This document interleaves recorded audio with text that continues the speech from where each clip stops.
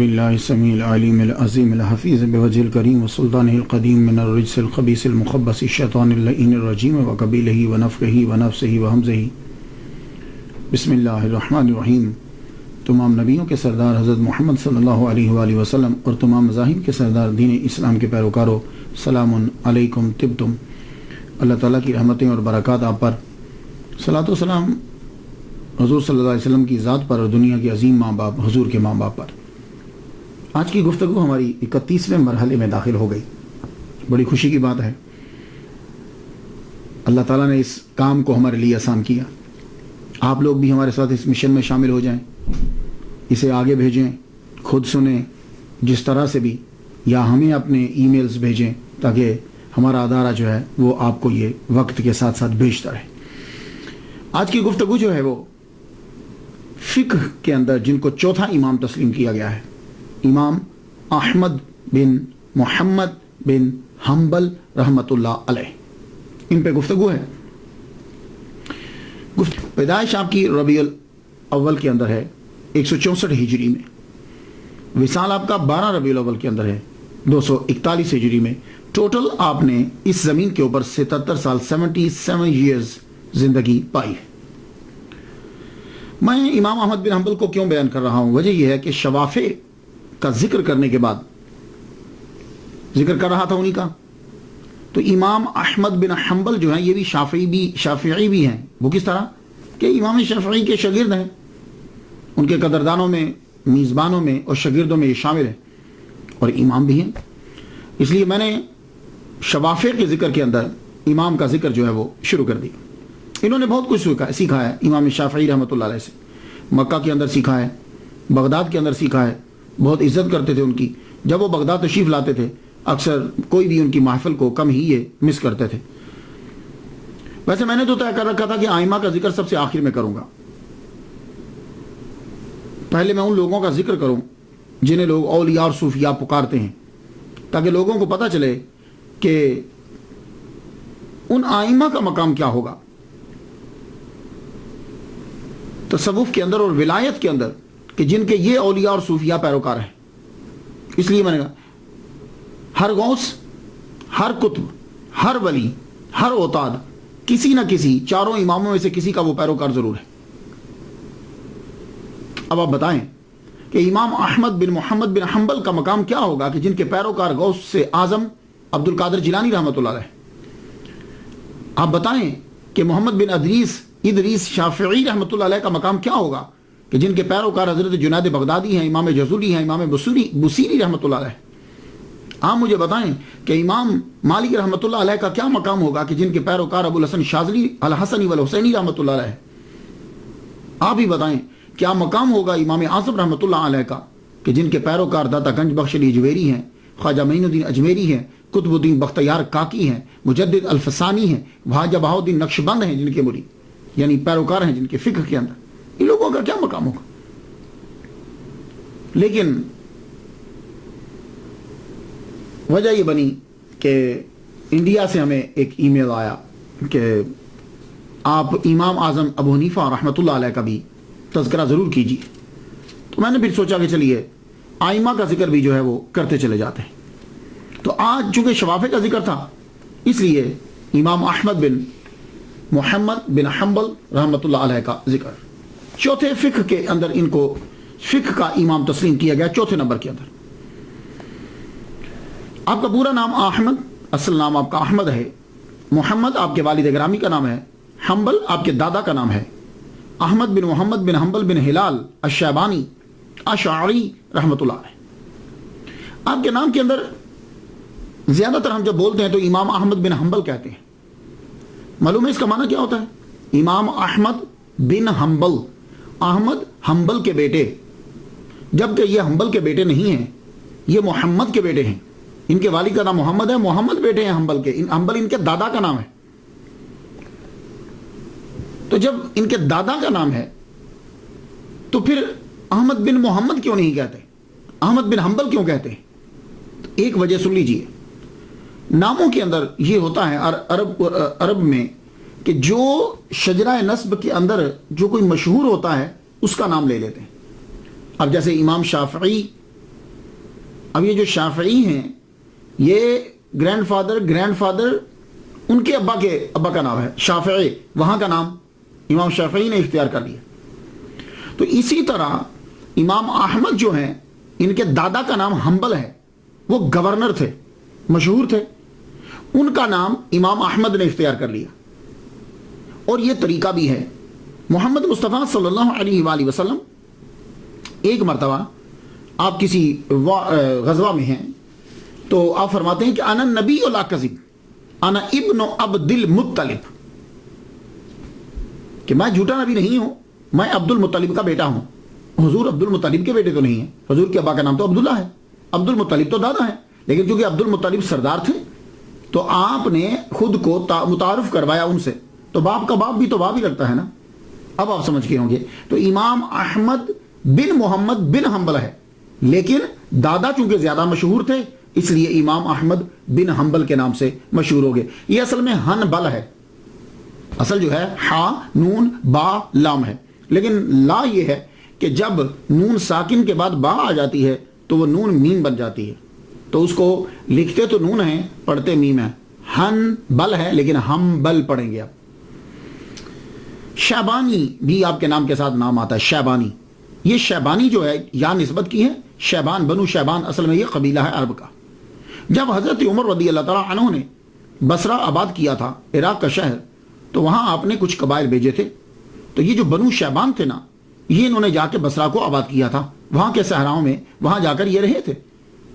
تو بصرہ میں حضرت عمر کے دور کے اندر حضرت امام احمد بن محمد بن حنبل رحمۃ اللہ علیہ کا خاندان آ گیا تھا حضرت عمر کے دور کے اندر ہی، بصرہ میں ہی. تو وہ بنو شیبان تھے، اس کی وجہ سے آپ کو شیبانی بھی کہا جاتا ہے. تو آپ کے آباء و اجداد بصرہ کے اندر آئے. یہ بصرہ آج بھی بڑا مشہور ہے، عراق کا بڑا مشہور شہر ہے. یہ کویت اور ایران کے قریب ہے بالکل. 2007 کے مطابق اس کی آبادی جو ہے وہ 9,52,441 ہے اس کی، یعنی اب اس سے آبادی سے، پاپولیشن سے اندازہ لگا لیجئے. اور یہ بغداد کے بعد عراق کا سب سے بڑا شہر ہے. آپ کے دادا حنبل یہ سرگس کے گورنر رہے ہیں اموی دور حکومت کے اندر. تو کہتے ہیں کہ بصرہ سے یہ آپ کے دادا، آپ کے بڑے، یہ خراسان، پھر مرو، پھر بغداد، اس طریقے سے یہ دوبارہ ہجرت پھر کی. پہلے تو بصرہ آ گیا خاندان، پھر سرغس، خراسان میں بھی یہ رہے، مرو، پھر اس کے بعد بغداد میں آخر میں یہ آ کر امام احمد بن محمد بن حنبل رحمۃ اللہ علیہ پہنچ گئے. آپ کے جو والد گرامی محمد ہیں یہ خراسان میں فوج کے اندر اعلیٰ عہدے پر فائز تھے. خراسان کے اندر آپ کے والد گرامی کا 30 سال کی عمر میں انتقال ہو گیا. امام احمد بن محمد بن حنبل رحمۃ اللہ علیہ کی پیدائش سے کچھ روز پہلے یا کچھ روز بعد. اب یہ جو خراسان میں آپ کے والد گرامی تھے، یہاں سے اختلاف ہو گیا جائے پیدائش کے اندر کہ امام احمد بن حنبل کی جائے پیدائش کون سی ہے، یہاں اختلاف ہو گیا. لیکن یہ بات تو طے ہے کہ آپ کے والد گرامی خراسان میں اعلیٰ عہدے پر فائز تھے آرمی کے اندر. اب عرب کے جتنے لوگ ہیں وہ یہ فورس کرتے ہیں اور کوشش کرتے ہیں کہ امام احمد بن حنبل کو بغداد میں ہی پیدا کیا جائے. لیکن کچھ لوگوں نے یہ کہا کہ امام احمد بن حنبل خراسان کے اندر پیدا ہوئے. خراسان میں آپ کے چاہنے والے بھی بڑے تھے، خراسان کے اندر آپ کی فقہ بھی مشہور ہوئی، خراسان کے اندر ہی آپ کے فتاوی مشہور ہوئے. تو کچھ چکر تھا خراسان کے ساتھ، کچھ چکر تھا. تو اب میں جب تحقیق کرتا ہوں تو اگر یہ کہا جائے کہ امام احمد بن حنبل جو ہیں ان کی ولادت سے کچھ روز پہلے ان کے والد گرامی جو ہیں وہ وفات پا گئے ہیں، تو پھر تو وہ خراسان کے اندر تھے. تو کچھ روز پہلے وفات پائی تو پھر تو خراسان کے اندر ہی پیدا ہوئے. اور اگر یہ کہا جائے کہ کچھ روز بعد وفات پائی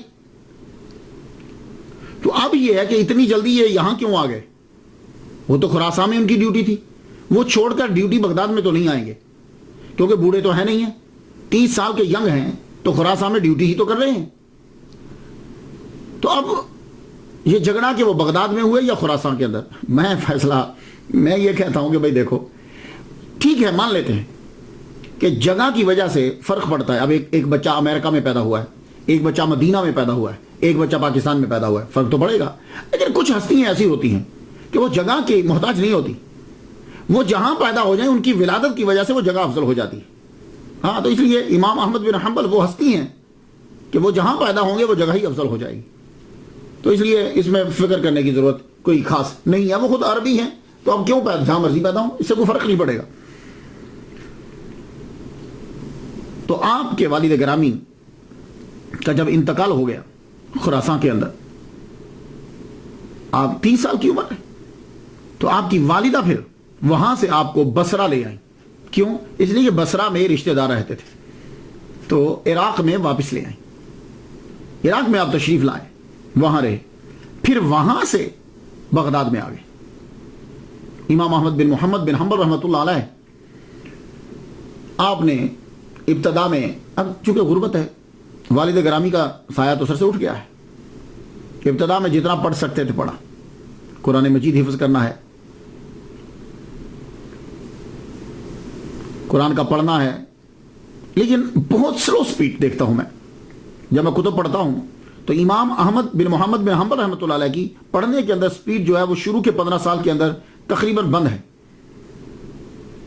اس کی اب وجہ وہی ہو سکتی ہے کہ حالات ٹھیک نہیں ہیں، معاشی حالت جو ہے وہ بہت انتہائی کمزور ہے. کیوں؟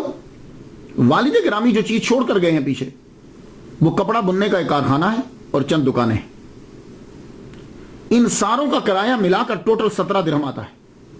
ایک دکان کا کرایہ 3 درہم آتا ہے، اور وہ بھی لوگ کبھی دکان کا کرایہ دیتے ہیں، کبھی کرایہ نہیں دیتے. یہ آپ کی معاشی حالت ہے. اب ایسی حالت کے اندر اتنا لمبا سفر کرنا، سفر کے اخراجات، فیسیں، 15 سال تک تو ویسے ہی بند رہے. 15 سال کے بعد پھر آپ نے پڑھنا شروع کیا. سب سے پہلے آپ نے قرآن مجید حفظ کیا. قرآن مجید حفظ کرنے کے بعد آپ نے کتابت شروع کر دی. کتابت جب شروع کی، بہت خوش نویس تھے، بہت خوبصورت لکھتے تھے. اور ویسے بھی پرانے زمانے کے جتنے بھی آئمہ ہیں، علماء ہیں، وہ سب سے پہلے لکھنا سیکھتے تھے، ساتھ ساتھ لکھنا بھی سیکھتے تھے. وجہ کیا ہے؟ اس دور کے اندر جو پڑھا جاتا تھا وہ لکھا بھی جاتا تھا. تو اگر لکھائی جو ہے وہ بری ہوگی تو پھر وہ ان کی کتابیں، کتب جو ہیں وہ یہ لکھیں گے کیسے؟ تو خوش نویس بھی اچھے لکھنے والے کاتب زبردست ہوتے تھے. آپ دیکھ لیجیے جتنے بھی پرانے. لیکن آج کے دور میں کیا ہوا کہ اب کمپیوٹر آ گیا ہے، ہاتھ سے پینسل قلم سب چیزیں چھین لی، اب کمپیوٹر آ گیا. اب آپ کو وہ لکھائی کی وہ چیزیں نظر نہیں آئیں گی. انتہائی گندی لکھائی جو ہے وہ ہوتی. لیکن میں نے جب پڑھا ہے تو دن کے اندر اسکول کے اندر بھی تختی لکھوائی جاتی تھی، لیکن اب وہ تختی، وہ ساری چیزیں جو ہیں وہ چھین لی. تو آپ نے لکھنا سیکھا، حفظ کرنا، حفظ کیا. اس کے بعد اب آپ جو ہیں سب سے پہلے آپ نے فقہ کی طرف توجہ دی. فقہ کے لیے آپ سب سے پہلے جن کے پاس گئے، وہی کوئی فقہ کا اور بادشاہ کون ہوگا، استاد کون ہوگا؟ امام اعظم ابو حنیفہ نعمان بن ثابت رحمۃ اللہ علیہ کے شاگرد. ان کے علاوہ فقہ کا دروازہ کون کھولے گا؟ فقہ کے بادشاہ ہیں یہ. تو حنبلی بھی جو ہیں وہ فقہ کے اندر اگر شاگرد ہیں تو امام اعظم نعمان بن ثابت رحمۃ اللہ علیہ کے. آپ نے پھر جا کر امام قاضی ابو یوسف رحمۃ اللہ علیہ سے، جو شاگرد رشید ہیں، جو جانشین، اصلی جانشین ہیں امام اعظم نعمان بن ثابت رحمۃ اللہ علیہ، ان سے جا کے فقہ سیکھی. تو فقہ سیکھنے کے بعد امام وقی رحمۃ اللہ علیہ کی کتب جو ہیں وہ زبانی یاد کیا. جب آپ نے فقہ پڑھ لی، اس کے بعد آپ حدیث کی جانب توجہ دی. آپ نے حدیث کی جانب، اور اس کا آپ کو شوق بھی بڑا تھا. فقہ کا آپ کو اتنا شوق نہیں تھا، سیکھتے تھے، سیکھا آپ نے ایک علم کے طور پر سیکھا. امام احمد بن محمد بن حنبل رحمۃ اللہ علیہ کا زیادہ شوق حدیث کی طرف. اب آپ فقہ سیکھنے کے بعد، تو فقہ سیکھنے کے لیے کیوں گئے؟ اس لیے کہ فقہ اور اصول فقہ بہت ضروری ہوتے ہیں احادیث سے مسئلے کو نکالنے کے لیے. اگر آپ کو احادیث یاد ہیں لیکن آپ کو اصول فقہ نہیں آتے، آپ کو فقہ نہیں آتی، تو فائدہ ہی کوئی نہیں. کیوں؟ وہ تو اسی طرح ہی ہے کہ جیسے آپ کی دکان کے اندر تمام چیزیں پڑی ہوئی ہیں لیکن آپ کو علم نہیں ہے کہ ان سے دوائی کس طرح بنانا ہے، یا دوائیاں پڑی ہوئی ہیں آپ کے پاس لیکن آپ یہ نہیں جانتے کہ کون سی کس مرض کے لیے. تو آپ لوگوں نے اگر مسائل کو اخذ کرنا ہے تو فقہ اور اصول فقہ کو پڑھنا ضروری ہے. اسی لیے شوافع، حنابلہ، ایون کہ موالک مالکی کی جمع ہے. موالک جو ہیں شوافع جو ہیں اور حنابلہ جو ہیں سب کے سب جو ہیں وہ فقہ کے اندر محتاج ہیں امام اعظم نعمان بن ثابت رحمۃ اللہ علیہ. اس کے اندر کوئی تعصب کرے تو الگ بات ہے، لیکن اگر حقیقت تو تسلیم کرنا پڑے گی. تو یہ فقہ سیکھنے کے بعد اب حدیث مبارکہ سیکھنا شروع کیا. سب سے پہلے آپ روانہ ہوئے حدیث سیکھنے کے لیے، بصرہ روانہ ہو گئے، بغداد سے بصرہ 186 ہجری میں. احادیث یاد کرنا آپ نے شروع کی. 3 لاکھ حدیث جو ہے وہ امام احمد بن حنبل نے یاد کر لی. 3 لاکھ حدیث یاد کر لی. 194 ہجری میں آپ نے بصرہ ہی میں السعید القطان سے بھی علم آپ نے سیکھا. بصرہ کے بعد آپ حجاز کی جانب بھی آپ گئے ہیں. حجاز میں آپ نے 191 سے 194 تک جو ہے وہ قیام کیا ہے. 4 سال آپ نے قیام کیا. وہاں حجاز کے اندر بھی آپ نے حدیث اور فقہ سیکھی ہے دونوں. وہیں آپ کی ملاقات جو ہے وہ امام شافعی رحمۃ اللہ علیہ کے ساتھ سب سے پہلے ہوئی تھی. 4 سال آپ اس کے بعد پھر بصرہ واپس آ گئے. 197 ہجری میں واسطہ سے دوبارہ حجاز گیا. مسجد خیف میں سفیان بن عیینہ سے ملاقات ہوئی. انہوں نے جب آپ کی صلاحیت کو دیکھا تو آپ کو فتویٰ دینے کی اجازت دی. یہ 197 ہجری کی بات کر رہا ہوں.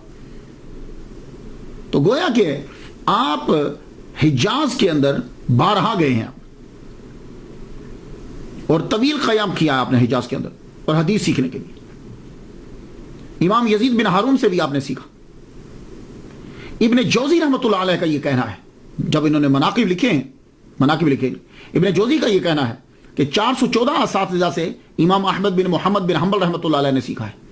لیکن امام ذہبی رحمۃ اللہ علیہ نے جب مناقب لکھے ہیں تو وہ یہ کہتے ہیں کہ 280 اساتذہ سے آپ نے سیکھا ہے. آپ کے اساتذہ کے اندر امام شافعی رحمۃ اللہ علیہ کا بھی شمار ہوتا ہے، جن سے آپ نے خاص طور پر ناسخ منسوخ یہ علم جو ہے وہ آپ نے ان سے سیکھا.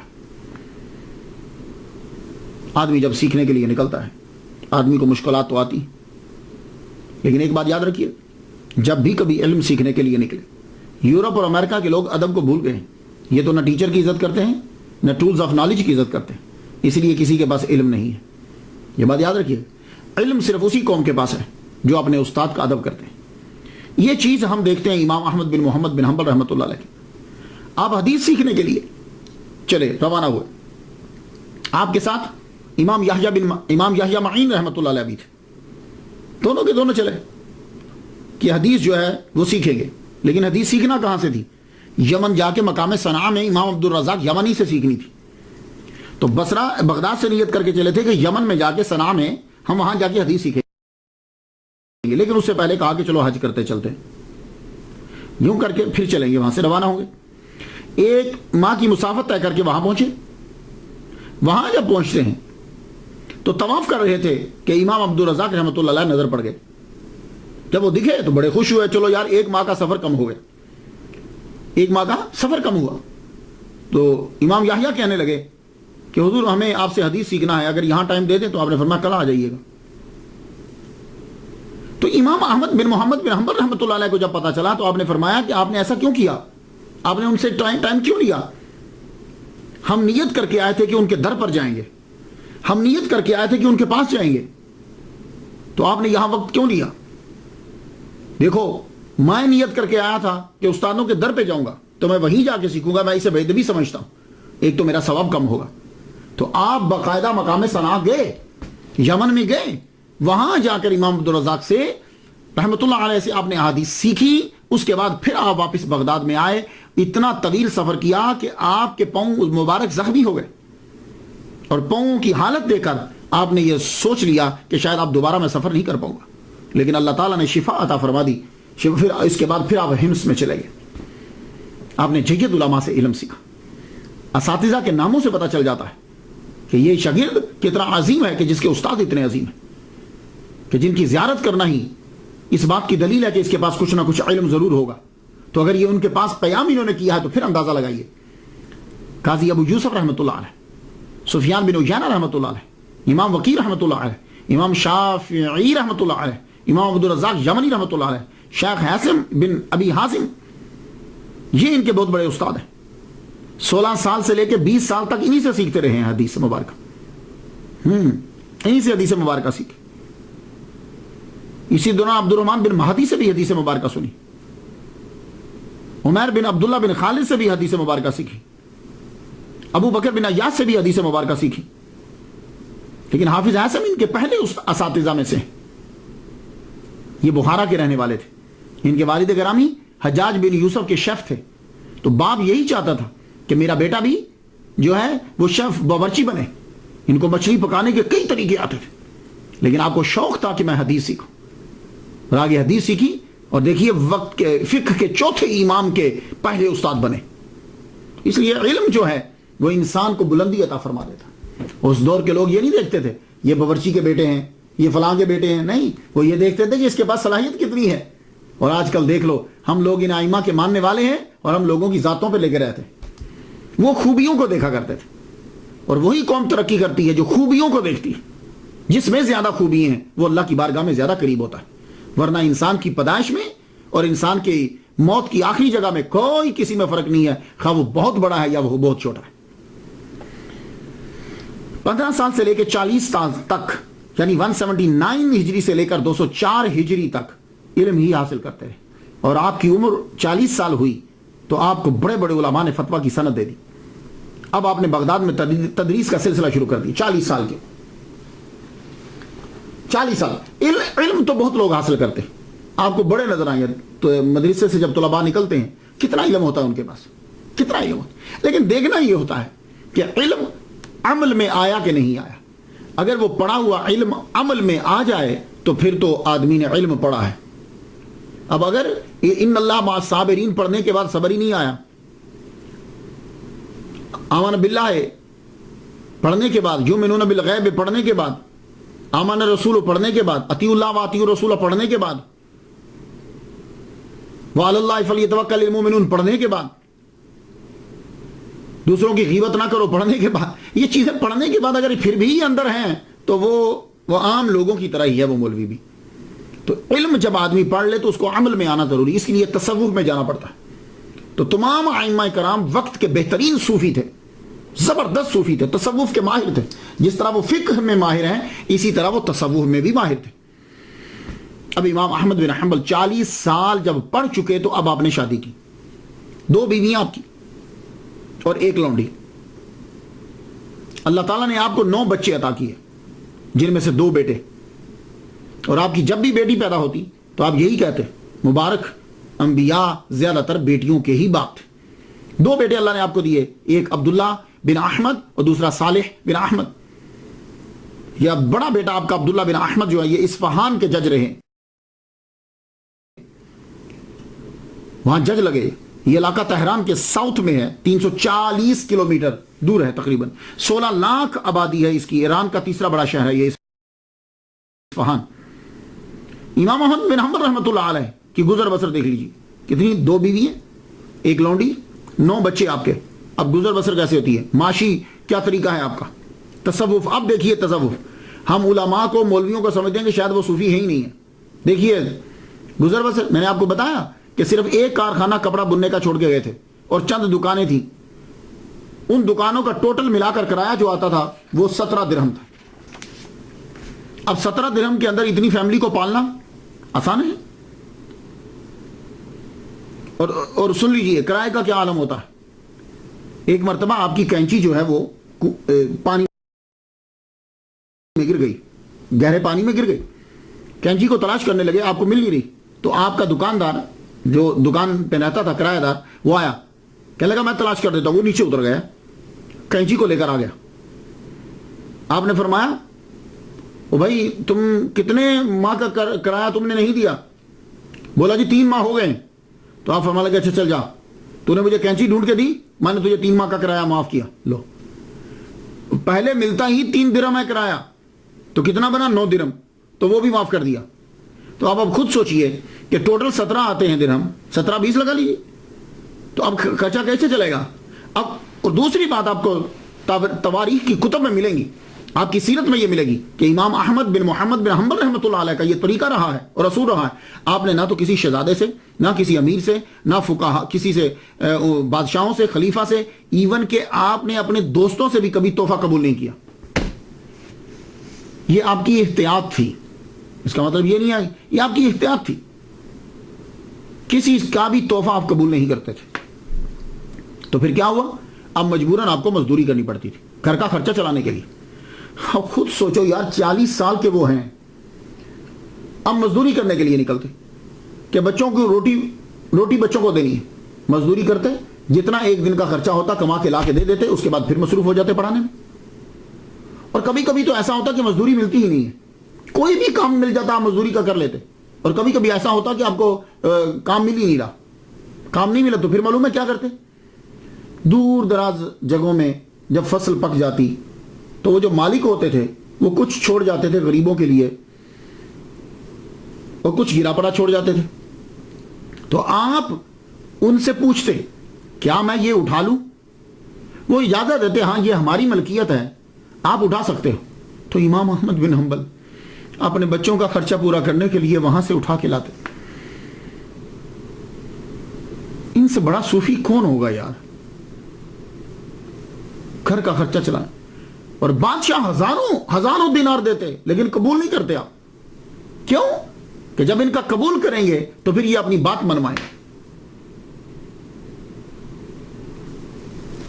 عبادت، آپ کے بڑے صاحبزادہ یہ کہتے ہیں، عبادت اللہ اکبر جل شان. یہ اصفہان کے قاضی کہتے ہیں کہ میرے ابا 300 رکعات جو پڑھا کرتے تھے جب آپ کی عمر اب 40 کے بعد 70 سے پہلے 300 رکعات پڑھا کرتے تھے. اب ہوتا یہ ہے کہ جب کبھی کتابوں کے اندر، پرانی کتابوں میں لکھا جاتا تو اس کا زیرو جو ہوتا تھا ایسے کر کے ڈال دیتے تھے. تو ایسے جب ڈلتا تھا کہیں سیاہی گر جاتی تو وہ ڈیجٹ کے بعد جو زیرو ہوتا ہے نا، وہاں بڑی پرابلم پڑتی ہے. 100 ہے تو 1000 کبھی بن جاتا ہے، 3 ہے تو کبھی 3000 بن جاتا ہے، 300 ہے تو 3000 بن جاتا ہے. 300 رکعات جو ہیں وہ آپ پڑھا کرتے تھے نفل کی. اور پھر جب آپ کی عمر 70 سال ہو گئی تو آپ نے ان کو 100 کر دیا. 5 حج آپ نے پیدل کیے. یہ عبادت کا اندازہ لگائی. 3 پیدل ہیں 2 سواری کے اوپر، 5 حج آپ نے ٹوٹل کیے. آپ عشاء کی نماز کے بعد سوتے، درمیان رات جاگتے اور پھر نوافل ادا کرتے. یہ آپ کا سلسلہ بعد میں تھا 70 کے بعد. پہلے آپ تقریباً عبادت میں بھی لگے رہتے اور پڑھتے بھی رہتے. روزہ، سوموار کو روزہ رکھتے، جمعرات کو روزہ رکھتے، 13 14 15 ہر مہینے کی چاند کی تاریخ جو ہے اس پہ روزہ رکھتے. یہ لازمی تھے آپ کے روزے. اور روزہ افطار کرتے تو آپ کے بڑے بیٹے عبداللہ بیان کرتے ہیں، کہتے ہیں کہ میرے ابا سوکھی روٹی ہوتی مرتبان میں ڈال دیتے، مرتبان میں جب ڈالتے تو اوپر سے پانی ڈال دیتے، پانی ڈالتے وہ سوکھی روٹی تھوڑی سی گیلی ہو جاتی، گیلی ہونے کے بعد اس کو نکال کے سرکے کے ساتھ کھا لیتے یا نمک کے ساتھ کھا. یار کتابوں والے کیوں فرق کرتے ہیں علماء میں اور صوفیاء میں؟ امام احمد بن محمد بن حنبل رحمۃ اللہ سے بڑا صوفی کون ہوگا یار؟ تو سرکے کے ساتھ یا نمک کے ساتھ اس روٹی کو کھا لے. اور اساتذہ کا ادب انتہا درجے کا. اگر اساتذہ کا ادب نہیں ہے تو علم نہیں آتا. امام شافعی رحمۃ اللہ علیہ جب کبھی بغداد میں شریف لاتے، آپ ان کے سامنے دوزانوں بیٹھے رہتے، اور جب اٹھ کے جانے لگتے تو آپ ان کے خچر کے ساتھ ساتھ پیدل چلتے تھے. یہ ادب کم کا. حضور صلی اللہ علیہ وآلہ وسلم آج کے دور کے اندر تو پتہ نہیں امام احمد بن حنبل کے پیروکار کیا سوچتے ہیں اسے، لیکن انہیں چاہیے کہ اپنے امام کی اس سنت کو تو دیکھیں. امام احمد بن حنبل رحمۃ اللہ علیہ کے پاس 3 حضور کے منہ مبارک تھے. 3 جب کبھی آپ بیمار ہوتے ان منہ مبارک کو لے کے پانی میں ڈبو کے پانی پی جاتے، اللہ آپ کو شفا عطا فرماتا. کیوں؟ اس لیے کہ یہ صحابیات کی سنت ہے اور صحابہ کی سنت ہے. اور پھر آپ ان کو چومتے اور آنکھوں سے لگاتے. جب آپ دنیا سے جانے لگے تو آپ نے یہ کہا کہ دیکھو میری وصیت یہ ہے، 2 منہ مبارک، ایک میری اس آنکھ پہ رکھ دینا اور ایک اس آنکھ پہ رکھ دینا، اور ایک منہ مبارک میرا منہ کھول کے میری زبان کے اوپر رکھ دینا، اور بس تینوں منہ مبارک میرے ساتھ جائیں گے. اللہ اکبر جل شانہ. یہ ادب ہے. تصوف اور امام احمد بن حنبل. اللہ اکبر جل شانہ. عالم با عمل ہوگا تو صوفی ضرور ہوگا، یہ بات یاد رکھیے. کیونکہ تصوف یہی ہے، علم پر عمل کرنا، یہی تصوف ہے۔ تصوف نام ہے شریعت کی پیروی کا۔ یہ کیسے ہو سکتا ہے کہ جن کے پیروکار غوث اعظم عبد القادر جیلانی رحمۃ اللہ علیہ ہوں وہ صوفی نہ ہوں؟ امام شافعی جو خود اوتاد کے مرتبے پر ہیں، وہ آپ کی تعریف کرتے ہیں کہ میں نے امام احمد بن محمد بن حنبل سے بڑھ کر کوئی متقی، پارسا، فقیہ اور محدث نہیں دیکھا۔ امام احمد بن محمد بن حنبل رحمۃ اللہ علیہ صوفیاء سے بہت پیار کرتے تھے۔ آپ کے دور کے اندر جو مشہور صوفی ہیں بشر الحافی رحمۃ اللہ علیہ اور ذوالنون مصری رحمۃ اللہ علیہ، دونوں کی بڑی عزت کرتے، اور سب سے زیادہ محبت آپ کی بشر حافی سے تھی۔ آپ اپنے بیٹے کو کہا کرتے تھے بیٹے جاؤ ان کی محفل میں بیٹھا کرو۔ اللہ اکبر جل شانہ۔ بشر حافی نے فرمایا، شیخ عبدالحق محدث دہلوی رحمۃ اللہ علیہ نے فقہ اور تصوف کتاب کے اندر یہ لکھا ہے کہ بشر حافی رحمۃ اللہ علیہ نے فرمایا وہ دنیا سے خالص سونے کی طرح گئے۔ امام شافعی رحمۃ اللہ علیہ سے شناسائی تو آپ کی 187 ہجری سے تھی، تب امام احمد بن حنبل رحمۃ اللہ علیہ کی عمر جو ہے وہ 23 سال۔ پھر یہ سلسلہ جاری رہا۔ ایک مرتبہ ایسا ہوا کہ امام شافعی رحمۃ اللہ علیہ کو معلوم ہوا کہ امام احمد، ان کو پتہ تو تھا آپ کے معاشی حالات کیا ہیں اور گزر بسر کیسے ہوتی ہے آپ کو معلوم ہوا کہ یہ یمن جا رہے ہیں عبدالرزاق بن حمام سے حدیث پڑھنے کے لیے، اور پیسے ان کے پاس ہیں نہیں۔ تو امام شافعی رحمۃ اللہ نے اپنا اثر رسوخ استعمال کرتے ہوئے آپ نے ان کو یمن کا قاضی لگوا دیا کہ جب یہ وہاں پہنچیں تو قاضی لگے رہے، خرچہ جو ہے وہ ملتا رہے گا، تو اس سے حدیث بھی سنتے رہیں گے، علم بھی پڑھ لیں گے اور پاکٹ منی چلتی رہے گی۔ آپ کو جب یہ کہا امام شافعی رحمۃ اللہ نے کہ میں آپ کو یمن کا قاضی لگوا دیتا ہوں، انہوں نے کہا مجھے نہیں لگنا۔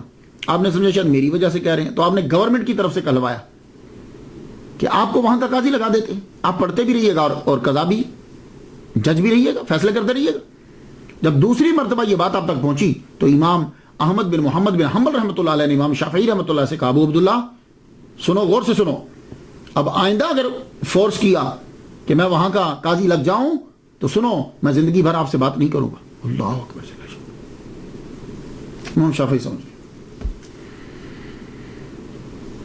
امام احمد بن محمد بن حنبل رحمۃ اللہ علیہ، آپ کا نام ویسے تو فقہ کے چوتھے امام میں شمار کیا جاتا ہے، 4 اماموں میں چوتھے نمبر پر، لیکن کچھ لوگوں نے یہ کہا کہ آپ فقیہ نہیں تھے، آپ محدث تھے، کیونکہ آپ نے زیادہ تر حدیث کو جمع کرنے میں لگایا اور آپ نے اپنی زندگی کے اندر فقہ کو عروج نہیں دیا۔ یہ ان کا موقف ہے۔ ان لوگوں کے اندر ابن جریر طبری اختلاف الفقہاء کے اندر امام احمد کا ذکر ہی نہیں کیا انہوں نے۔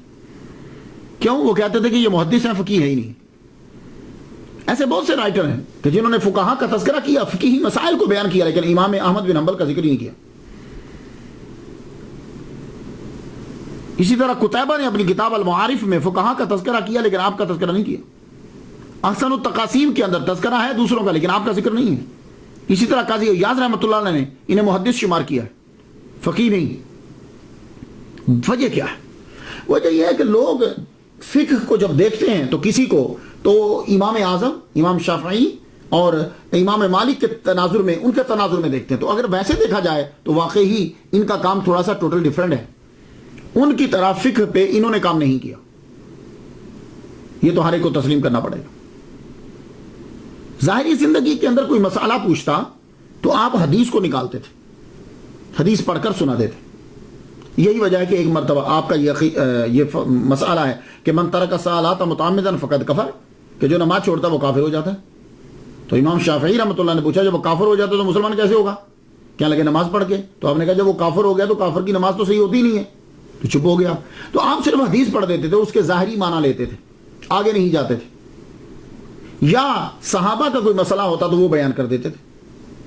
بہرحال ایسا آپ کی لائف کے اندر ہوا کہ آپ نے فقہی مسئلہ بیان کیا، کسی نے آ کر پوچھا تو آپ نے انکار کر دیا یا اس سے رجوع کر لیا، آپ بس حدیث کے اوپر جو ہے وہ زور دیتے تھے۔ یہ میں نے بہت پڑھنے کے بعد، کوئی 400 صفحات پڑھنے کے بعد آپ کو یہ بات میں بتا رہا ہوں۔ اگر آپ تحقیق کرنا چاہیں تو پھر آپ بہت سی کتابوں میں پڑھ سکتے ہیں۔ اللہ تعالیٰ نے آپ کو شہرت جو ہے دوران تعلیم ہی دے دی تھی. لوگ آپ کو جانتے تھے، جہاں آپ جاتے آپ کی علم کا شہرہ تھا. 3 لاکھ حدیث آپ کو زبانی یاد تھی. آپ نے بغداد میں جب تدریس شروع کی تو چاروں طرف سے لوگ آپ کے پاس آنے لگے. جگہ کم پڑ گئی تو جامع مسجد کے اندر آپ نے تدریس شروع کر دی. آپ پڑھایا کرتے تھے. آپ کے حلقے کے اندر ہزاروں کی تعداد ہو گئی. 500 تو صرف اس کے اندر وہ لوگ تھے کہ جو دوات لے کر بیٹھتے تھے، اور یہ بڑی بات ہوتی تھی. یہ جو دوات لے کر بیٹھتے تھے یہ پکے شاگرد ہوتے تھے. ویسے تو اجازت ہوتی تھی کہ سننے والے بھی آ جاتے تھے، ویسے بھی لوگ بیٹھے ہوئے ہیں وہ آ جاتے تھے، لیکن جس کے پاس قلم اور دوات ہوتی تھی وہ یہ سمجھا جاتا یہ پکا اس مدرسے کا حلقے کا شاگرد ہے. تو 500 وہ تھے جو حدیث بیٹھ کر لکھا کرتے. اور آپ 2 کلاسیں لگایا کرتے تھے امام احمد بن حنبل. ایک کلاس گھر کے اندر لگتی تھی. اس کے اندر وہ ہوتے تھے جو دور دراز سے خاص شاگرد ہیں، جن میں آپ کے بیٹا ہیں بڑا اور آپ کے چھوٹے صاحبزادے اور جو ہیں وہ خاص جو شاگرد ہوتے تھے جن کو سارا پڑھنا ہے. پھر اس کے بعد دوسری کلاس جو لگتی تھی وہ جامع مسجد کے اندر لگتی تھی، اور وہ کلاس آپ عصر کے بعد لگایا کرتے تھے. اس کے اندر شاگردوں کو بھی اجازت ہوتی، عوام بھی آتی تھی، عام لوگ جو ہیں سب کے سب اس کے اندر شامل ہوتے تھے. تو اس کے اندر آپ حدیث بیان کیا کرتے تھے. جو مسائل برننگ کوسچنز ہوتے تھے جس کا لوگوں کے جیسے کتاب الایمان آپ پاس رکھتے تھے، اشربہ، اس طرح کے مسائل جو بھی چل رہے ہوتے تھے وہ آپ ساتھ لے جاتے. پھر اس کے اوپر گفتگو ہوتی. آپ کا طریقہ کیا تھا؟ جب آپ پڑھاتے تھے تو پڑھاتے ہوئے آپ دیکھ کر پڑھاتے تھے، زبانی نہیں پڑھاتے تھے. حدیث کی آپ املا کرواتے تھے، لیکن کسی کو جب بھی لکھواتے تو آپ کتاب سامنے کھول لیتے. جتنا آپ نے پڑھا تھا کہیں سے وہ سب کا سب آپ لکھتے جاتے تھے. لکھ کے آپ کے پاس وہ سب موجود تھا. جب آپ پڑھانے لگتے تو اس کو سامنے رکھ لیتے. اتنی احتیاط کرتے تھے کہ ایسا نہ ہو کہ میں حدیث بیان کرنے لگوں تو کوئی لفظ نہ ہو تو میں ڈال دوں، کوئی ہو تو میں نہ ڈال پاؤں. سامنے لکھ. اور شاگردوں کو بھی یہ حکم تھا، آرڈر تھا کہ تم بھی جب بیان کرو گے تو سنو، تم بھی جب بیان کرو گے تو تمہیں بھی دیکھ کر بیان کرنا ہے. یہ ایک خاص چیز تھی. کیا تھا؟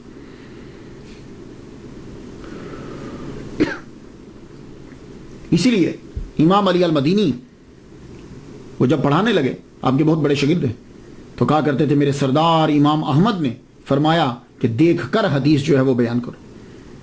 اور یہ خاص طور پر آپ کے حلقہ کے اندر یہ حکم تھا کہ کوئی میری حدیث کے ساتھ فتویٰ نہ لکھے. یہ جو چیزیں ہیں نا، اس لیے لوگوں نے آپ کو فقیہ شمار نہیں کیا. کوئی فتویٰ نہیں لکھا. ہاں فتویٰ دیتے تھے، یہ حدیث کے ساتھ کوئی لکھے نہیں. حدیث صرف حدیث لکھو. اللہ اکبر جل شانہ.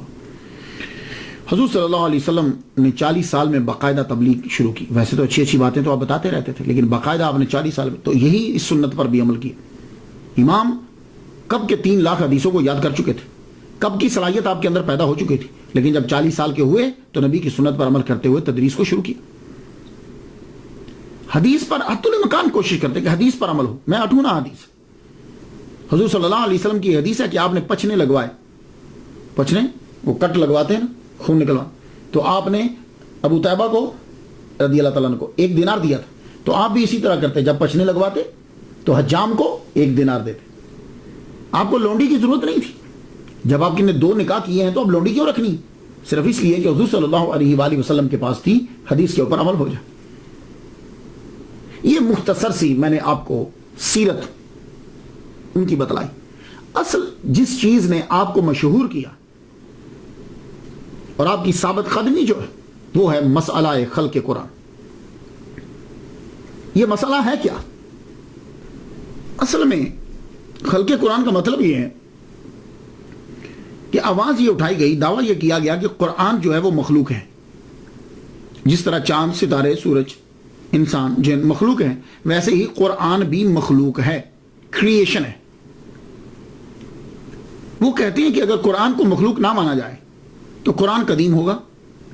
اگر یہ قدیم ہے تو پھر 2 قدیم ہو جائیں گے، اللہ قدیم اور قرآن قدیم. دونوں جب قدیم ہوں گے تو پھر یہ شرک ہو جائے گا. تو ایسی چیزیں جو ہیں وہ اکثر ملائی جاتی ہیں آپس میں، لوگوں کو گمراہ کرنے کے لیے، کافر بنانے کے لیے، قتل کرنے کے لیے، فرقہ برائیت کے لیے. ایسی چیزیں کہ جو سننے میں لگتی ہیں کہ سچی ہیں لیکن ہوتی نہیں سچی. وہ یہ کمال آپ نے دیکھنا ہو تو آپ کبھی عدالت میں جائیں. عدالت میں جب 2 وکیل آپس میں دلائل دے رہے ہوتے ہیں تو وکیل ایسے دلائل دیتا ہے کہ سننے میں سچے لگتے ہیں اور قاتل چھوٹ جاتا ہے. جبکہ وہ دلائل سچے نہیں ہوتے، وہ لفظوں کا ہیر پھیر ہوتا ہے، یہی چکر ہے۔ اب یہ کہا گیا کہ یہ شرک ہو جائے گا، اگلا سننے والا کہ واقعی بھائی اللہ بھی قدیم، قرآن بھی قدیم، تو یہ تو واقعی شرک ہو جائے گا۔ اور پھر اس کے اوپر دلائل یک طرفہ ڈھونڈے جاتے ہیں۔ یہ بات یاد رکھیے گا کہ باطل ہمیشہ دلائل ڈھونڈے گا، یک طرفہ ڈھونڈے گا، وہ سارے کو بیان نہیں کرے گا، یک طرفہ۔ اب اس کے لیے دلائل ڈھونڈے گے۔ کہا گیا اللہ قرآن میں کہتا ہے انا جعلناہ قرآنا عربیہ، ہم نے قرآن کو عربی بنایا، ٹھیک ہے؟ تو اب جب بنایا مطلب ہے کہ خالقہ، اچھا خود ہی جعلا کا معنی جعلناہ کا معنی خالقہ کر لیا خود ہی، جبکہ پورے قرآن مجید کے اندر اللہ تعالیٰ نے قرآن مجید کے لیے پورے قرآن کے اندر خالقہ کا لفظ استعمال ہی نہیں کیا۔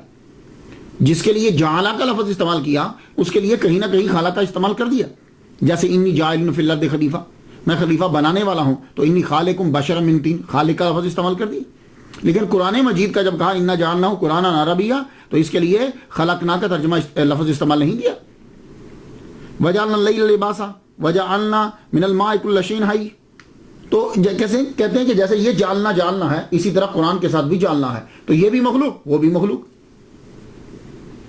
اور ایک اور وجہ یہ تھی کہ عیسائی یہ کہا کرتے تھے اور پوچھتے تھے کہ بھائی تمہارے قرآن میں عیسیٰ علیہ السلام کے بارے میں کیا لکھا ہے؟ تو کہا کہتے کلمۃ اللہ، تو کہتے اچھا تو یہ کلمۃ اللہ ہے نا، تو اللہ کا کلام جو ہے وہ قدیم ہے، تو عیسیٰ جو ہے یہ بھی قدیم ہے، تو اللہ کا بیٹا ہوا، گاڈ ہوا، لارڈ ہوا۔ تو اب مسلمانوں نے بجائے اس کے کہ اس کے دلائل دیتے ہیں کہ بھائی جب کلمۃ اللہ کہاں ہے تو ساتھ یہ بھی کہا ہے کہ وہ حضرت مریم بھی کھاتی ہیں، حضرت عیسیٰ بھی کھاتے ہیں، یہ بھی تو قرآن کے اندر ہے۔ تو وہ بجائے اس کے کہ تشریح کرتے اور ان کو سمجھاتے بتلاتے، خود اپنے اوپر جو ہے نا وہ طاری کر لی چیز اور خود پیچھے ہٹنے لگ گئے، تو جی قرآن مجید کو جو ہے نا وہ مخلوق بولو۔ اور یہ اکثر مسلمانوں کا وتیرہ رہا ہے۔ چارلس ڈارون کا نظریہ جب چلا تھا نا تو مسلمانوں نے قرآن مجید کی تشریح بھی وہی کرنے لگ پڑے تھے کہ انسان بندر کی ہی اولاد ہے۔ ہاں، تو یہ بجائے اس کے کہ یہ کہیں کہ ابھی سائنس نے ترقی نہیں کی، قرآن تک یہ نہیں پہنچے، یہ اپنے قرآن کو لے جائیں گے، اس قرآن کو وہاں ڈال دیں گے اس کی تفسیر کے اندر۔ اور آج دیکھ لیجئے 100 سال کے بعد وہی چارلس ڈارون کا نظریہ جو ایولیوشن تھیوری تھی اس کو امریکہ کے اسکولوں میں غلط قرار دے دیا گیا۔ لو اب کیا کریں گے؟ تو یہی حال اس دور میں بھی ہوا۔ سب سے پہلے جس نے یہ کہا کہ قرآن مخلوق ہے وہ کون تھا؟ جعد، یہ ایک ایرانی نژاد شخص تھا جس نے سب سے پہلے یہ دعویٰ کیا کہ قرآن مخلوق ہے، یہ اس نے آواز اٹھائی تھی۔ تو عہد اموی کا ایک گورنر تھا کوفہ میں، خالد بن عبداللہ، اس نے عید الاضحیٰ کے خطبے کے اندر کہا کہ تم جاؤ اپنے جانور ذبح کرو، آج میں ایک بندہ ذبح کروں گا، میں آج ایک بندے کی قربانی دوں گا۔ تو اس نے اس کو ذبح کیا تھا، اس نے سب سے پہلے کہا تھا کہ قرآن اللہ کی مخلوق ہے۔ اس کے بعد اس کے شاگرد ابن صفوان نے جو ہے وہ اسے پھیلایا کہ اللہ تعالیٰ بات چیت نہیں کر سکتا، قرآن قدیم نہیں ہے، مخلوق ہے، اس کو بھی قتل کر دیا گیا۔ پھر اس کے ایک شاگرد نے مصر میں نعرہ لگایا، بشر بن غیاث المریسی نے، یہ گرفتار ہو گیا لیکن قید سے بھاگ گیا۔ یہ تھی ابتدا کہ قرآن اللہ کی مخلوق ہے۔ میں نے آپ کو ہسٹری میں ابتدا بتا دی، لیکن انڈر گراؤنڈ یہ چیز چلتی رہی۔ یہ چلی کہاں سے؟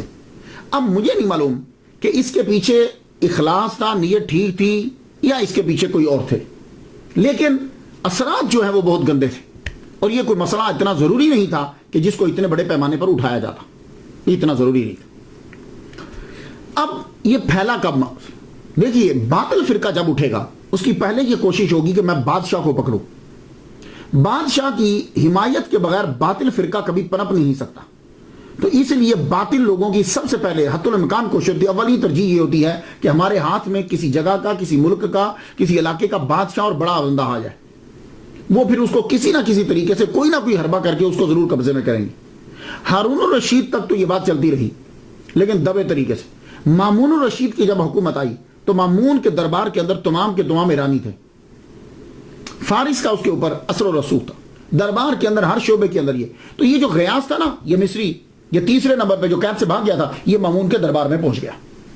مامون الرشید کے دربار میں جب پہنچا اپنے ایرانی اثر و رسوخ کی وجہ سے، جب وہاں یہ پہنچ گیا تو وہاں اس کو پھر مل گیا اصحاب عدل و توحید کا بانی، یہ ان کی جماعت کا نام تھا۔ اس کا بانی کون تھا؟ احمد بن ابی داؤد معتزلی۔ یہ اور یہ دونوں نے مل کر مامون الرشید کے کان بھرنے شروع کر دیا. مامون الرشید کا اتنا نالج نہیں تھا, اس کو توحید کی آڑ میں رکھ کر اس شخص کو گمراہ کر دیا انہوں نے. اور یہ بات یاد رکھیے گا کہ جب بھی کبھی مسلمانوں کو گمراہ کرے گا تو توحید کی آڑ لے گا. یہ ایک ایسا مسئلہ ہے کہ شیطان نے بھی توحید کی آڑ لے کر نبی کی توہین کی تھی, اور یہ توحید کی آڑ لے کر پھر گمراہ کیا جاتا ہے. تو تب بھی یہی ہوا کہ سب سے پہلے جماعت بنائے گی. جماعت کا نام تھا اصحاب عدل توحید, یہ یعنی عدل اور توحید کے اصحاب, یہ جماعت تھی. اور اس کا بانی کون تھا؟ اس کا بانی جو ہے وہ احمد بن ابی داؤد متزلی. مامون الرشید کے جب کان بھر دیے گئے تو مامون الرشید کو یہ بتایا گیا کہ دیکھیے قرآن مجید جو ہے یہ اللہ تعالیٰ کی مخلوق ہے. اللہ تعالیٰ جو ہے یہ بول نہیں سکتا. ہاں وہ یہ کرتا ہے کہ وہ حکم دیتا ہے تو گویائی پیدا کر دیتا ہے. وہ اس نے حکم دیا تو قرآن لوح محفوظ پہ پیدا ہو گیا. اس نے حکم دیا تو قرآن جبریل علیہ السلام کی زبان پہ پیدا چل پڑا. اس نے حکم دیا تو یہ قرآن جو ہے یہ مخلوق ہے.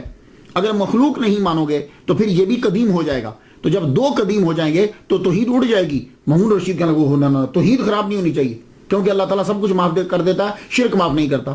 تو وہ یہ نہیں سمجھا کہ ان دونوں کے پیچھے خباثت کیا ہے. تو جب مامون الرشید نے اسے تسلیم کر لیا تو مامون الرشید نے کیا کیا, تمام فقہاء علماء کو بغداد میں بلا لیا. جب فقہاء علماء کو بلایا تو بلا کر مناظرے شروع ہو گئے. مناظرے جب شروع ہوئے تو مامون الرشید کے ابتدائی دور تک جب تک وہ بغداد میں تھا صرف مناظرے ہی ہوتے تھے. یہ معتزلی بیٹھا رہتا تھا, فقہاء اہل سنت و جماعت آتے تھے تو وہ آ کر مناظرے ہوتے. یہ اپنی چرب زبانی استعمال کرتا, فلسفہ استعمال کرتا, وہ اپنے دلائل دے کر جو ہے وہ چلے جاتے. بات اتنے تک ہی تھی. لیکن مامون الرشید جو ہے وہ بیمار ہو گیا. بیمار ہونے کے بعد اس نے بغداد چھوڑ دیا اور وہ چل پڑا. جب وہ بغداد سے چلا گیا اس کے بعد اس کے ابتدائی دور کے اندر آپ دیکھیے گا, جائیے جا کر تواریخ پڑھ لیجئے, آپ کے آخری دور کے اندر بغداد سے جب روانہ ہوتا ہے تو اب اس کے خطوط جاری ہوتے ہیں, آرڈر جاری ہوتے ہیں, علماء پر سزائیں جاری ہو گئی, علماء کو سزا دینے لگ گئے, سزا دینے کی آرڈر سختی. تو وہ آپ ذرا غور سے پڑھیے گا. میں آپ سے یہ کہوں گا کہ آپ ان خطوط کو پڑھیے. ایک پہلی بات میں آپ کو بتا دوں کہ بادشاہ خلیفہ جب خط نشر کرتے ہیں تو ان کا خط کتاب نہیں ہوتا. ان کے خط سے جملے مختصر ہوتے ہیں اور آرڈر ہوتا ہے, بس مختصر جملے. یہ خط جب آپ پڑھیں گے جو مامون الرشید کے خلق قرآن کے مسئلے میں ہیں, یہ لگتا ہے کسی مولوی نے لکھے ہوئے, کسی فلسفی نے لکھے ہوئے, لمبی عبارتیں, اور اس عبارات کا جو ہے وہ طریقہ یہ بتلاتا ہے کہ خلیفہ کا خط لکھا ہوا نہیں ہے. تو بات بھی اصل میں یہ تھی کہ مامون جو ہے وہ آخری عمر میں بیمار ہو گیا, وہ بستر علالت پر تھا. یہ جو وزیر ہے احمد بن ابی داؤد متزلی, یہ وزیر بھی تھا اس کا اور خاص سیکریٹری بھی تھا. یہ کیا کرتا تھا, یہ خود لکھتا تھا. لکھنے کے بعد آپ پتہ نہیں سناتا تھا بھی تک کہ نہیں سناتا تھا. لکھنے کے بعد وہ اس سے اجازت لے لیتا کہ میں اس کو آپ کی طرف سے بھیج رہا ہوں. وہ آگے اس کو کیا تھا, ٹھیک ہے بھیج دو, بھیج دیا. اب یہ لیٹر جو ہے وہ آنے لگ گئے بغداد میں کہ سارے فقہاء کو اکٹھا کرو, جو مانتا ہے تو ٹھیک ہے, نہیں مانتا تو اس کی گردن اڑا دو, قید کر دو. اب یہ اتنے سنگین خط جب آخر میں آنے لگے تو یہی مامون بغداد میں رہتے ہوئے اتنے سخت آرڈر کیوں نہیں دے رہا تھا, یہ شک میں ڈال دیا بات. وہاں جا کر یہ آرڈر کیوں دینے لگا, اور آرڈر بھی اس وقت کہ جب یہ بالکل بستر علالت پر ہے, بلکہ بستر مرگ پر ہے. تو لگتا ہے کہ مامون کی کارستانی نہیں ہے, لیکن ظلم شروع ہو گیا. بلایا جاتا زر اور زور دونوں کے ساتھ, علماء کو بلایا جاتا کہ آپ اس کو مانو. اکثر لوگوں نے ماننا شروع کر دیا. لیکن امام احمد بن محمد بن حنبل, محمد بن نوح, امام یوسف بن یحییٰ البویتی مصری, نعیم بن حماد, یہ 4 آدمی ایسے تھے کہ جنہوں نے انکار کر دیا. امام احمد بن محمد بن حنبل, محمد بن نوح رستے میں ان کا وصال ہو گیا. امام یوسف بن یحییٰ البویتی, ان کا بھی وصال جو ہے قید کے اندر ہو گیا. نعیم بن حماد, ان کا وصال جو ہے واسق باللہ کے دور میں قید میں ہو گیا. بچے صرف تو امام احمد بن محمد بن حنبل بچے. آپ کو 2 سال 4 ماہ تک قید میں رکھا گیا اور روزانہ کوڑے مارے جاتے ہیں. ایک دفعہ مامون کے دربار میں آپ حاضر ہوئے ہیں, اس کا مطلب یہ نہیں کہ آپ حاضر نہیں ہوئے, حاضر ہوئے ہیں آپ, لیکن گفتگو ویسے رہتی. ایک مرتبہ پابا زنجیر بھی غالباً کہتے ہیں کہ جب بلایا گیا، ویسے دربار میں پہلے ہوئے، پابہ زنجیر جب پہنچے تو رستے میں اس کا انتقال ہو گیا تھا جب آپ کو گرفتار کر کے لے جایا جا رہا تھا، لیکن جب وہ بغداد میں تھا تو آپ دربار میں پہنچے. تو آپ نے درباریوں سے مخاطب ہو کے کہا اگر قرآن حادث ہو تو یہ اس کا کلام ہے. درباریوں یہ بتاؤ اگر قرآن حادث ہو تو یہ اس کا کلام ہے، پھر اللہ کی ذات محل حادث ہوگی، اور یہ محال ہے. قرآن مخلوق ہے. مجھے یہ بتاؤ کہ یہ بات ضروریات دین سے ہے یا نہیں؟ اگر اس بات کو مانے بغیر دین مکمل نہیں ہوتا پھر حضور صلی اللہ علیہ وسلم نے، صحابہ نے اور تمہارے علاوہ دوسرے تمام علماء نے اس کو کیوں چھپایا؟ بتاؤ. سب چپ. اگر مخلوق مانو گے تو یہ ایک کتاب عام کتاب ہو جائے گی کہ جس کے لیے پھر نبی کی ضرورت نہیں ہوگی، تمہاری عقل کی ضرورت ہوگی. اور شاید تم لوگ یہی چاہتے ہو. یہ آپ کی تقریر تھی کہ اصحاب عدل توحید یہ سارے کے سارے جو ہیں پریشان ہو گئے. اس جماعت کا صدر چپ، اور آپ دربار میں کھڑے، آپ کے سامنے 2 بندوں کو قتل کر دیا گیا، 2 بندوں کو قتل کیا گیا، لیکن آپ ذرا بھی مرعوب نہیں ہوئے. آپ کی نظر پڑ گئی ایک آدمی پر کہ جو امام شافعی کا ماننے والا تھا. آپ اس کی طرف دیکھ کے کہنے لگے وہ ایک بات تو بتاؤ، کیا تمہیں یاد ہے کہ موضع پر مسح کرنے کے بارے میں امام شافعی رحمۃ اللہ کا قول تمہیں یاد ہے؟ لوگ حیران ہے کہ بھائی یہاں گردن اڑا دی گئی ہے اور یہ آدمی یہاں بھی فقہ کے مسائل میں پڑا ہوا ہے. مامون مر گیا، لیکن مامون مرتے ہوئے وصیت کر گیا اپنے جانشین اور بھائی معتصم کو کہ میرے بعد توحید کا خیال رکھنا، قرآن مخلوق ہے، اسے ضرور عام کرنا، تبھی توحید بچے گی، ورنہ توحید جو ہے وہ تباہ ہو جائے گی. اور عدل و توحید کی جماعت کا بانی احمد بن ابی داؤد معتزلی، اسی کو اپنا سب کچھ سمجھنا، یہی تمہارا وزیر، یہی تمہارا سب کچھ ہے، جو کہے اس کی ماننا. معتصم کا دور آیا، اس کا ظلم بڑھ گیا. امام احمد کا مسئلہ معتزلی کے ہاتھ میں چلا گیا. اس نے قید میں پھر خوب کوڑے لگوائے.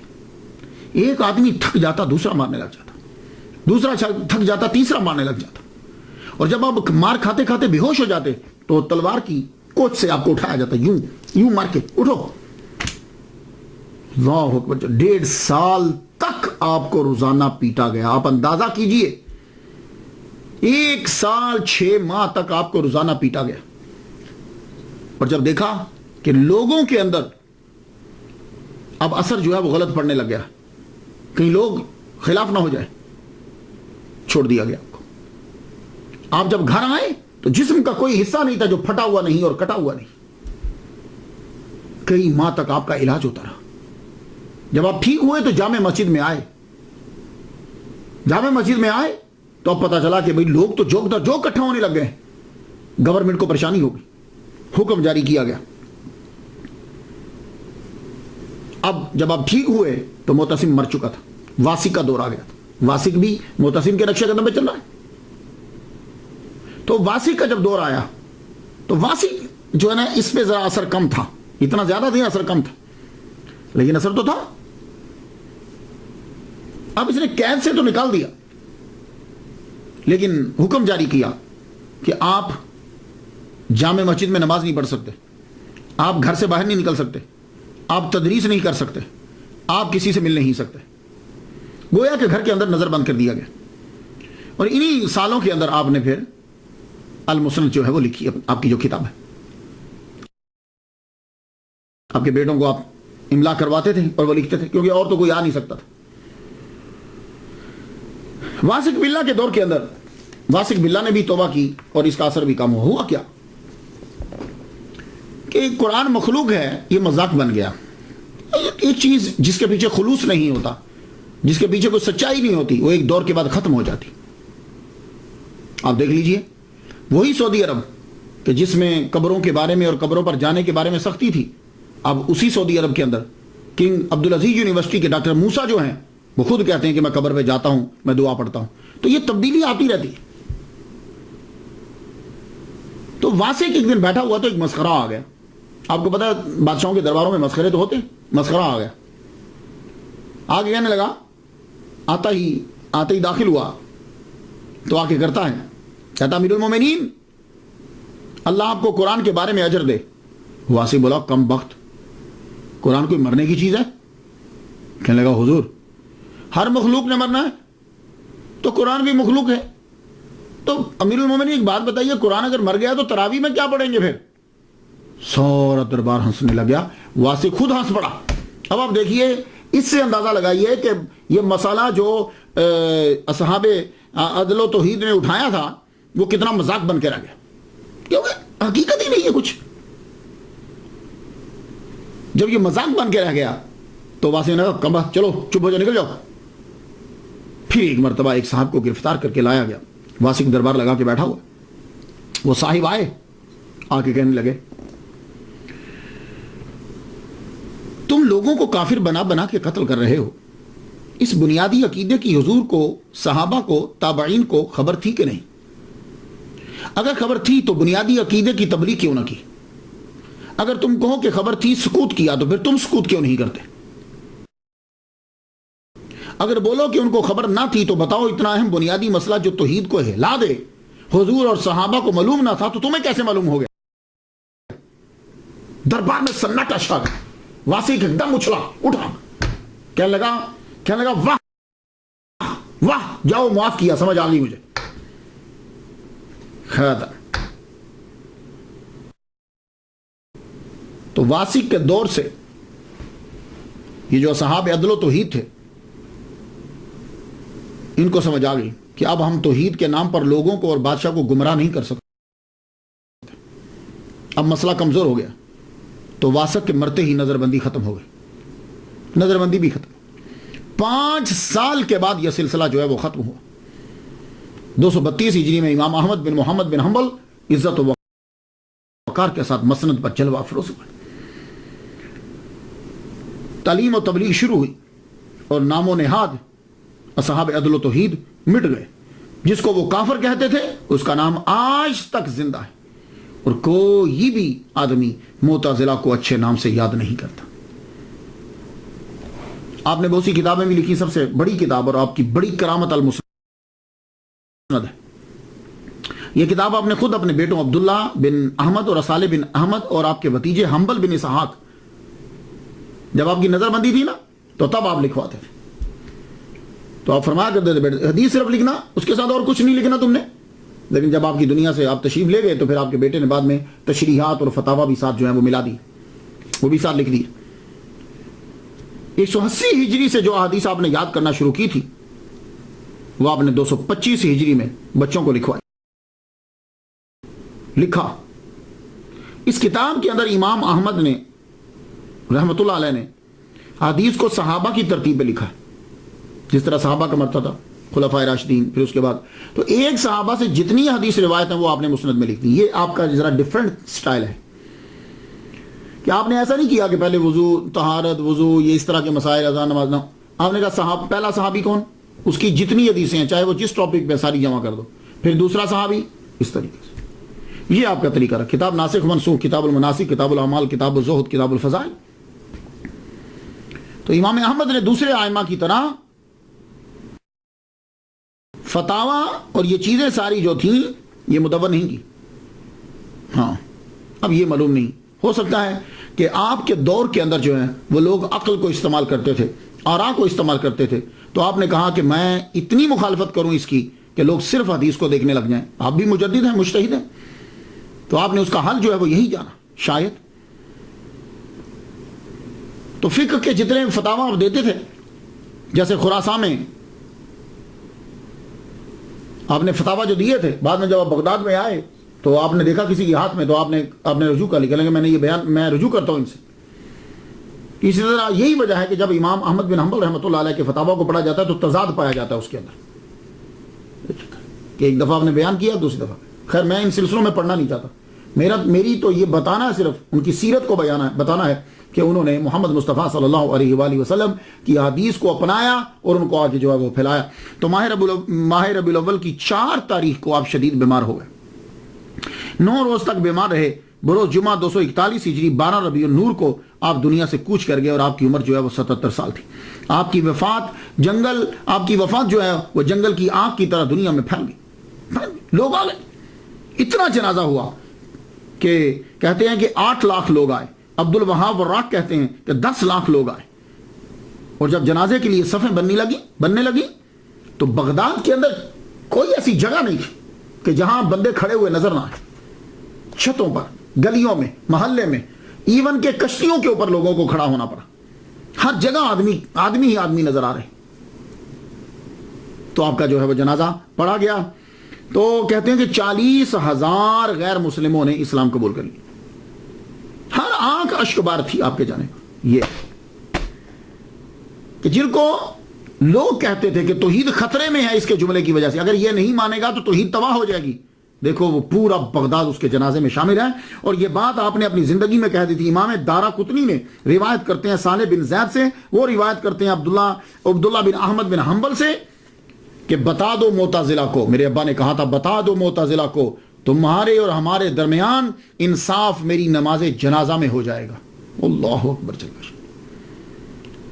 کہتے ہیں 1 ہفتے تک آپ کی قبر مبارک کے اوپر لوگ آ کر نماز پڑھتے رہے، اتنا جنازہ، اتنے لوگ تھے۔